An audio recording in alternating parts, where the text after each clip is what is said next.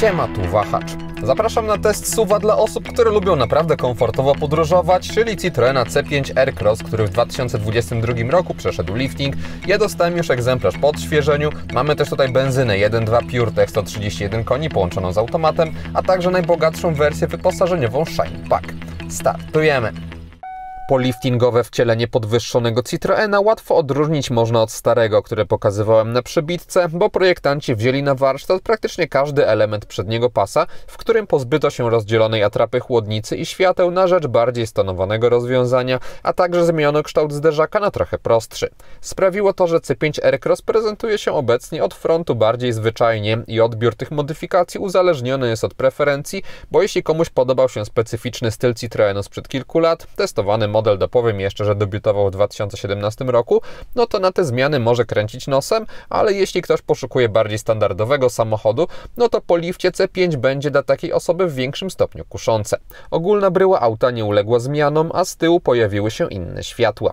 W wersji Shine Pack liczyć można na 19-calowe srebrne felgi aluminiowe, które za 2400 zł mogą być całe czarne jak w aucie, które dostałem, a w testowanym egzemplarzu za 3700 zł doszedł też biały lakier perłowy, za 1200 zł czarny dach, a za 500 zł niebieskie akcenty na zderzakach i drzwiach.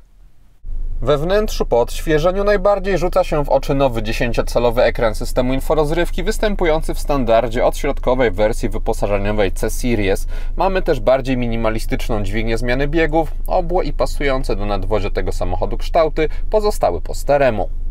Przy okazji liftingu niestety oprogramowanie systemu inforozrywki też zostało po staremu, przez co panoramiczność ekranu się marnuje, ponieważ po bokach mamy tylko wskazanie temperatury, a wszystko to, co najważniejsze, jest na środku i odpowiada temu mniej więcej, co można spotkać w tych niepanoramicznych ekranach, a aż się prosi na takim dużym wyświetlaczu, aby móc kilka rzeczy obok siebie umieścić, bardziej informacyjnie. Tutaj mamy jedynie menu skrótów. Ekran, muszę mu to oddać, ma teraz naprawdę świetną jakość. Jeśli chodzi o interfejs, to jest on przystępny, jeśli chodzi o sposób obsługi, wielkość elementów klikalnych, czy też rozlokowanie poszczególnych rzeczy w menu, więc nie stanowi on problemu. Mamy też dobrą szybkość działania. Mamy również integrację ze smartfonami poprzez Android Auto i Apple CarPlay, więc ogólnie nie jest to zły system, ale widać już w nim przestarzałość i wraz z liftingiem C5 zdecydowanie nowa wersja oprogramowania obecna w innych samochodach koncernu powinna się znaleźć. Brak ingerencji w oprogramowanie oznacza, że panel klimatyzacji w testowanym Citroenie też pozostał po staremu w postaci menu ekranowego. Dzięki temu, że mamy te przyciski po bokach, zmiana najważniejszych rzeczy, siły nawiewu temperatury jest łatwiejsza niż wcześniej, no ale wciąż nie jest to moim zdaniem dobre rozwiązanie, tym bardziej, że rząd tych przycisków służących do przełączania się po najważniejszych modułach nie jest fizyczny, tylko dotykowy, więc trzeba bardziej w nie celować. Fizyczne przełączniki znajdują się co prawda poniżej, ale jest ich tylko kilka do niektórych funkcji panelu klimatyzacji, np. odparowywania szyb. Mamy też centralny zamek czy kontrolę systemu start-stop. Modyfikacji nie doczekały się też zastosowane materiały, to znaczy tym modelem jeździmy ostatnio niemal 2 lata temu, więc jakichś bardzo dużych szczegółów nie pamiętam, ale chociażby z grubszych spraw to, że podszybie było twarde, zapamiętałem, no i teraz ono wciąż takie jest, na szczęście. Podobnie jak wtedy, ten materiał nie wygląda plastikowo, nie odbija jakoś promieni słońca inaczej niż miękkie wstawki, które spotkać można w najwyższych partiach drzwi, więc dramatu nie ma, no ale w tej cenie powinno być jednak tam coś miękkiego. Podłokietniki są odpowiednio miękkie, w ich sąsiedztwie mamy jednak twardy plastik, też spotkać go można w całkiem eksponowanych miejscach deski rozdzielczej i on wygląda niestety tandetnie, za to zdecydowanie nie tandetnie i przyjemnie prezentuje się wstawka tutaj przed pasażerem, jeszcze z tym paseczkiem takim dodatkowym, dekoracyjnym. Na tunelu środkowym nie ma fortepianowej czerni, więc łatwo można utrzymać całość w czystości, estetycznie jest plastik. Tutaj mamy z kolei trochę fortepianowej czerni, ale nie tak, żeby przeszkadzało. Nie ma też problemów ze spasowaniem, więc źle nie jest, ale można by w tej klasie samochodu oczekiwać trochę więcej, zwłaszcza, że mówimy o modelu już po odświeżeniu. Wraz z liftingiem w palecie C5 Aircross pozostały wszystkie dotychczas oferowane typy napędów, czyli można mieć benzynę, diesle albo hybrydę plug-in. Niestety w tym modelu już jakiś czas temu zniknęły i raczej nie powrócą. Mocniejsze silniki tylko spalinowe i aby mieć tu więcej koni, trzeba teraz decydować się na droższą hybrydę plug-in, a poza nią liczyć można tylko na 131 koni mechanicznych. Do wyboru jest też 5 półek wyposażeniowych i spośród nich nie polecałbym jedynie bazowego FIL, to znaczy wyposażenie tam nie jest złe, fajne, bo mamy trochę systemów bezpieczeństwa, elektroniczne zegary, 8-calowy ekran na środku z integracją ze smartfonami, aluminiowe felgi 18 cali czy dwustrefową klimatyzację, ale jednak w tym aucie oczekiwałbym takich rzeczy jak kamera cofania wraz z czujnikami, dostęp bezkluczykowy czy lepsze fotele, a między innymi te rzeczy dostaje się dopłacając 7500 zł do Feel Pack. Wersje Shine i Shine Pack oferują już naprawdę przyjemny poziom wyposażenia i do prezentowanej topowej odmiany nie można już zbyt wiele domówić i są to bardziej ekstrawaganckie dodatki jak panoramiczny dach czy skóra nappa na fotelach. Egzemplarz testowy wyposażony w większość z nich kosztował ostatecznie 185 000 zł. Gdyby ktoś wolał trochę skromniejsze wyposażenie w wersji Shine, ale za to diesla 1.5 Blue HDI 131 koni z automatem za podobne pieniądze co testówka, to dopowiem jeszcze ile kosztowałby on w leasingu operacyjnym, korzystając z oferty partnera Wahacz TV firmy Carlis Polska. W cenach netto przyjmijmy 20% wpłaty własnej, czyli 26 860 zł, 4-letni okres leasingu i 30% wykupu końcowego, co daje 40 290 zł i wtedy miesięcznie zapłacić trzeba 2128 zł. Link do oferty wrzuciłem w opisie filmu, a na stronie Carlis Polska jest dostępnych wiele innych aut. Temat, czy wybrać diesla, czy benzynę do C5 Aircross nie jest łatwy do rozstrzygnięcia, ponieważ silnik wysokoprężny jest droższy aż o 10 000 zł. Z drugiej strony, pomimo takiej samej mocy, oferuje większy moment obrotowy i charakterystykę bardziej pasującą do auta tego typu, a benzyna 1.2 PureTech to konstrukcja trzycylindrowa i bardziej kojarząca się z jakimiś mniejszymi hatchbackami. Decydując się jednak na nią, oczekiwać można takiego przyspieszenia od 0 do setki.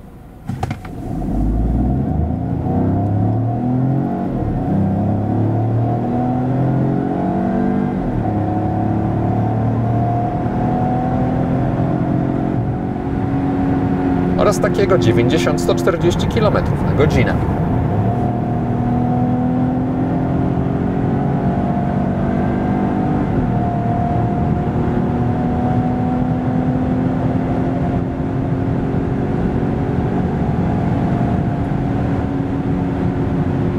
Dynamika zatem w tym samochodzie nie jest jakaś powalająca, ale też przy rozsądnych oczekiwaniach daje ona moim zdaniem radę.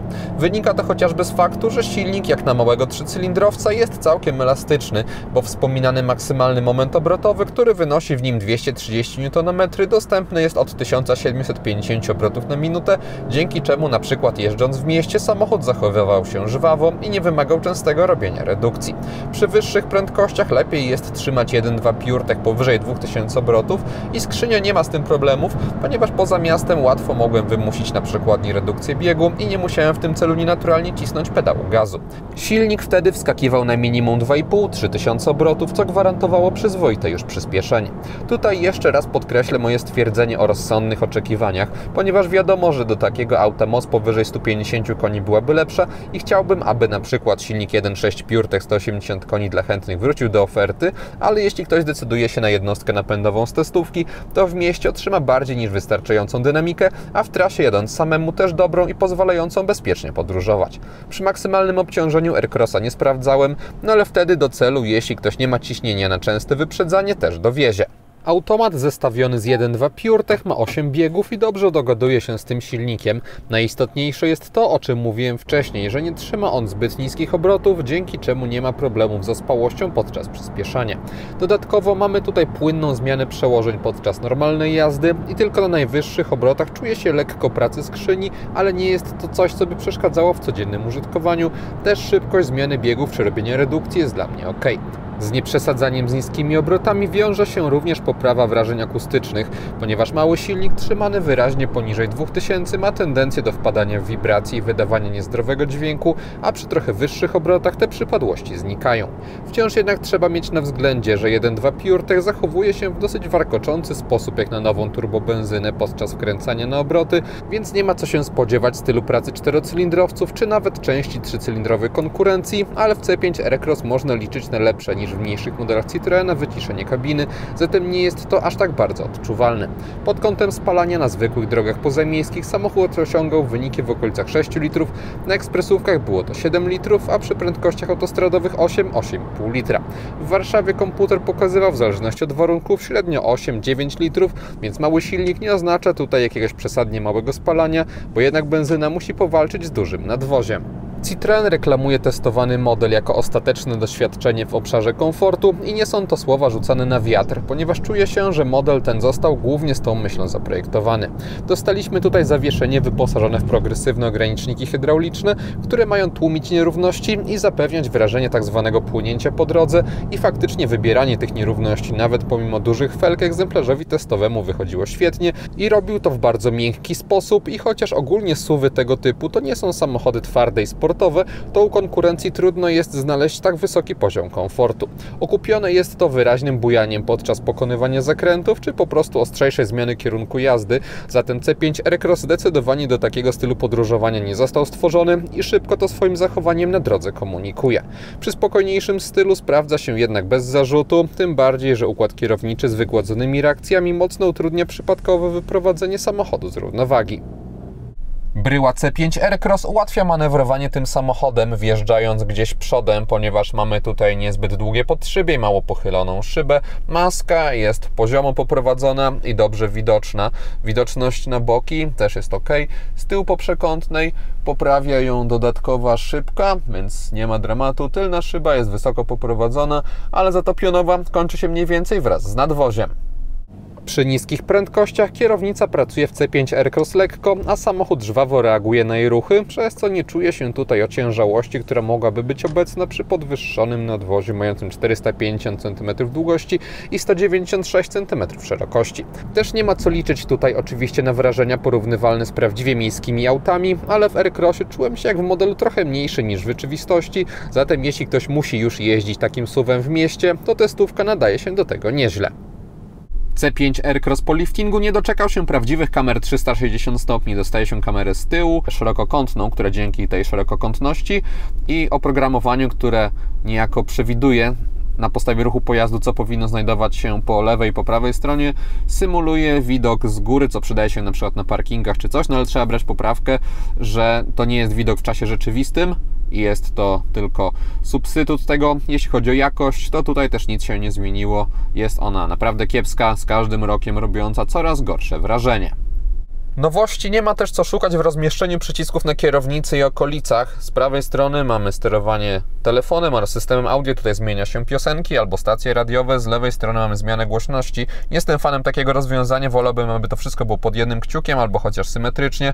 Tą rolką z kolei modyfikuje się aranżację na elektronicznych zegarach. Tempomat to joystick, za kierownicą niewidoczny, więc trzeba się nauczyć, co do czego w nim służy, ale ma on ergonomiczny kształt. Z kolei reset komputera podróżnego to klasyka dla Citroena jeszcze, czyli prawa manetka i jej wciskanie. Jest to moim zdaniem trochę zbyt rozproszone, dałoby się to zrobić lepiej, a lifting był do tego idealną okazją. Elektroniczny zestaw wskaźników oparty jest o 12-calowy ekran, który ma zauważalnie gorszą jakość niż ten nowy na środku, zwłaszcza w poziomie czerni zwraca uwagę.